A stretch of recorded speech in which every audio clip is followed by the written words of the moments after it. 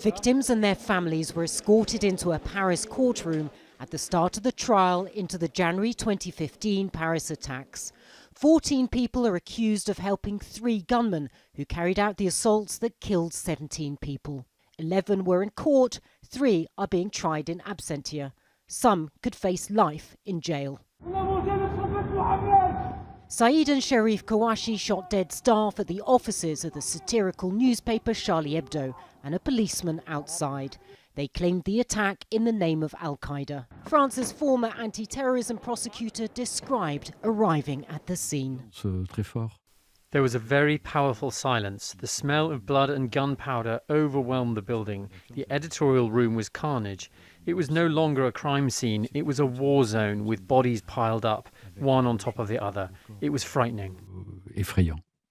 In the 2 days that followed the Charlie Hebdo attack, Amedy Coulibaly, who'd pledged allegiance to ISIL, shot dead a policewoman and 4 Jewish people in a kosher supermarket. Police killed Coulibaly just hours after officers tracked down and killed the Kouachi brothers who'd been on the run.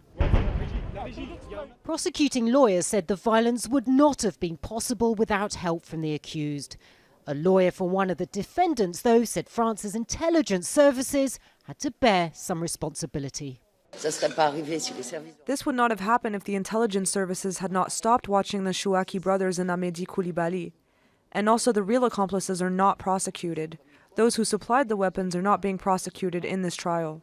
The attackers targeted Charlie Hebdo because the newspaper had repeatedly published cartoons of the Prophet Muhammad, drawings that it's decided to republish on its front page to mark the start of the trial. Some say that's a provocation, but lawyers for Charlie Hebdo say it's an expression of freedom of speech. This is the spirit of Charlie, to refuse to give up our freedom, give up our laughter or our freedom to criticize or blaspheme. Because if we give those, we face a very bleak future for our children. Hundreds of witnesses will be called to testify over the next 2 months, including survivors. 5 years on, and emotions are still raw. Memories painful, but their hope is that justice will be served. Natasha, Butler, Al Jazeera, Paris.